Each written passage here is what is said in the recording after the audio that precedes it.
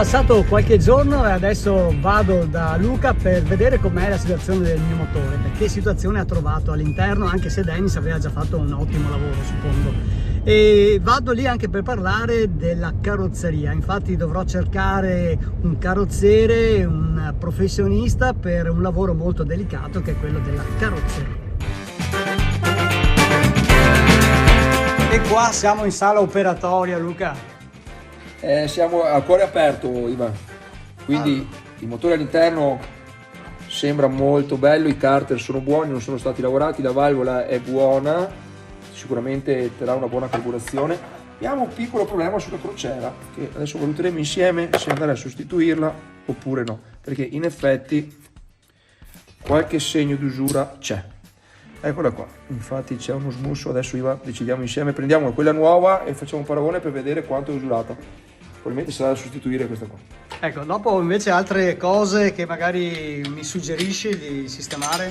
Allora, anche qui dobbiamo parlare sul pistone, perché si vede che è stato sostituito da poco, però ha preso una grippatina, una scaldatina più che altro. Sono dei segni dal lato dell'aspirazione, quindi sono un po' meno dolorosi di quelli sullo scarico. Da valutare, insomma. Da valutare anche questa qui. Adesso ci diamo un'occhiata, facciamo una misurazione all'interno per quanto riguarda la rettifica. Qui ho messo un po' di nastro per bloccare i rullini del cuscinetto che non li ho ancora tolti, per sentire se c'è un gioco assiale nell'albero di biella. E ti posso dire invece che pensavamo fosse da rimbiellare, invece questa la recuperiamo. E il cuscinetto andremo a sostituirlo per forza con quelli buoni, perché quelli coreani sappiamo bene che ci fanno degli scherzetti. No, questo è buono. Vedere il motore così aperto può fare male, ma vi assicuro che quando si apre un motore le sorprese che si possono trovare dentro possono essere molto più dolorose, soprattutto per il portafoglio. E diciamo che mi poteva anche andare peggio. Questi sembrano nuovi all'interno, quindi sono carter gemelli, 642 in entrambi i lati. Eccolo lì, e non sono stati aperti, sono bellissimi. Ecco, chi segue il mio canale sa quanto mi piace cambiare, trasformare, dare nuova vita alle cose, come ho fatto con la bici elettrica, con il camper, con il Fiat Doblò, e credo che l'inverno sia la stagione giusta per questo tipo di progetti, perché siamo al chiuso, non possiamo andare via in bicicletta vista la stagione, e quindi è il momento ideale per fare qualcosa in garage e avere magari una bella Vespa ET3 pronta in primavera. Ma è tempo di affrontare anche la parte estetica della mia Vespa 125 Primavera ET3, la carrozzeria che è anche incidentata. Anche perché non è facile trovare dei carrozzieri esperti nei restauri di queste Vespe e di questi mezzi, e quando si trovano, a parte i costi, hanno delle lunghe liste d'attesa, quindi meglio muoversi per tempo. Luca si è messo a misurare la distanza tra lo sterzo e la sella del mio telaio. Allora, io credo che si sia aperto il telaio, qua c'è una curva che ci porta a pensare che abbia avuto un impatto sulla ruota anteriore e, non essendo ceduta la forcella, probabilmente si è aperto un po' il telaio. Allora faccio un paragone tra questa Vespa tua, Ivan, e una che ho di là, e lo vuole confrontare con un'altra Vespa che ha in officina, perché secondo lui questo telaio è parecchio storto. C'è anche Graziano, il mio carrozziere, e i due iniziano a esaminare bene tutta la carrozzeria. No, lei è inferiore, eh? No, la mia è storta. I piedi lì più sì,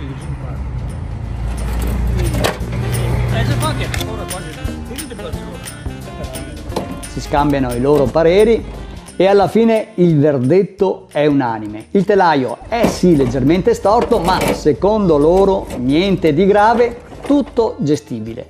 E allora adesso chiedo un parere anche a voi. Sì, perché la Vespa, che adesso vedete di color grigio chiaro metallizzato, in realtà questo colore non è originale Piaggio. L'ha infatti riverniciata Nicola, l'ex proprietario, mentre il suo colore, quello diciamo originale, era l'iconico blu marine. Quindi, di che colore la fareste? Aspetto nei commenti i vostri suggerimenti. Nel frattempo io e mio fratello Dennis smontiamo il più possibile tutti i particolari metallici della Vespa, ma quando diciamo tutti intendiamo proprio tutti.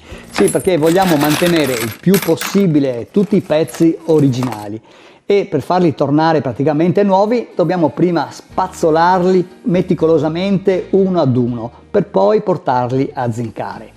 Dalla minuscola rondella al supporto del manubrio, le molle, i fermi, il pedale del freno con tutti i suoi componenti, i bulloni, praticamente tutto. Ci vuole, diciamo, un po' di pazienza, sperando poi di ricordarsi dove vanno montati.